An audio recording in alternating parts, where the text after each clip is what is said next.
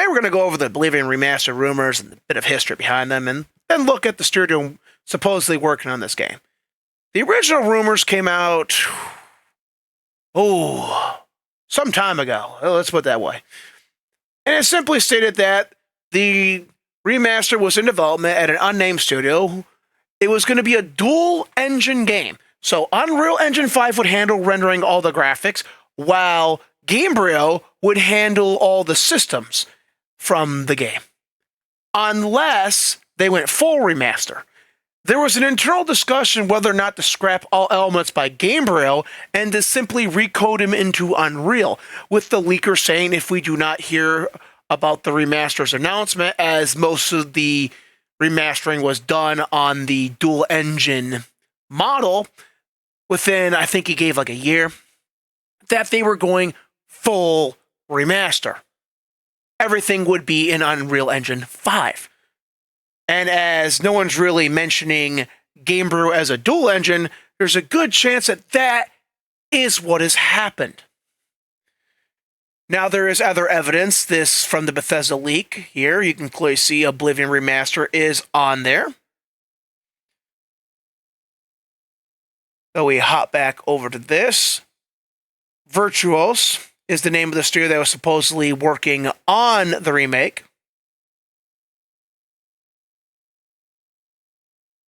Claimed by Xstasis 20 days ago. Now, new information has come out that they are indeed now working on an unannounced Unreal Engine 5, PS5, Xbox Series X, PC remake. Again, no mention of Gamebryo, but as you'll see here, this is a studio that really does do remakes. They talk here about it's a golden age of video game remakes and remasters. You know, they've worked on a bunch of games, porting them, helping with remasters. So it would make sense that they're working on a remaster. So this is not confirmation it's the Oblivion remaster.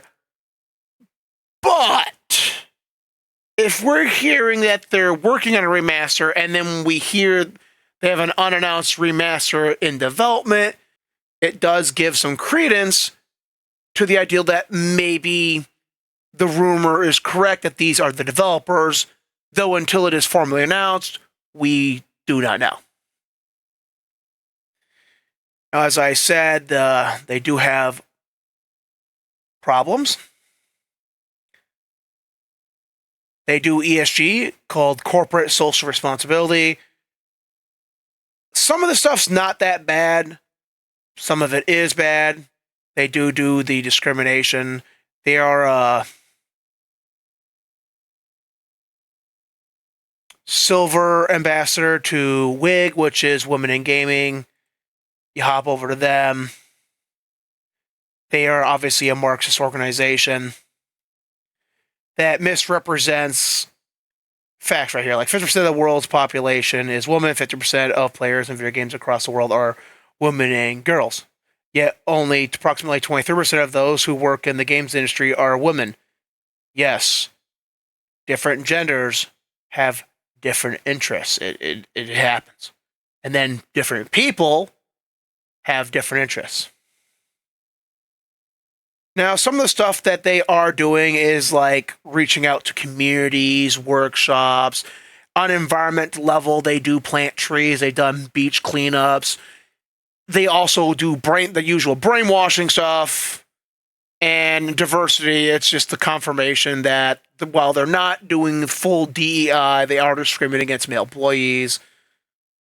And then they also talk about how they do have scholarships, outreach, and other stuff. So it's not an entirely bad stuff. Like, if you abolish ESG and DEI, some of the stuff that they're doing should be kept around as it's good stuff. Now, as I said, this was a misrepresentation, and this is why. This is from a comprehensive study from quite some time back. There really hasn't been another one, as far as I'm aware, that has been as comprehensive or delved this deep into it.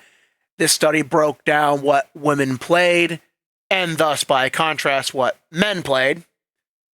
And women do make up 50% of the gaming population, but that is a misnomer. They primarily play on mobile, doing match threes, family games, farm sims, and casual puzzle games. For Western RPGs like Dark Souls and Oblivion, they only make up 26% of the potential demographic. Open world games, you're down to 14%. First-person shooters down to 7%. Thus, trying to pander to women in all things and saying, oh, hey, you need women in everything because women make up half the demographics is just a lie.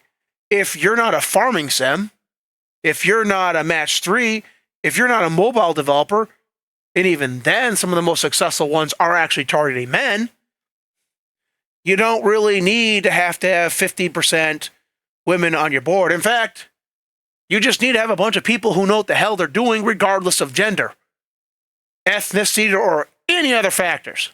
Hire based on merit.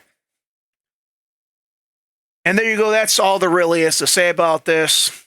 There's the good, the bad, and the gist of the rumors.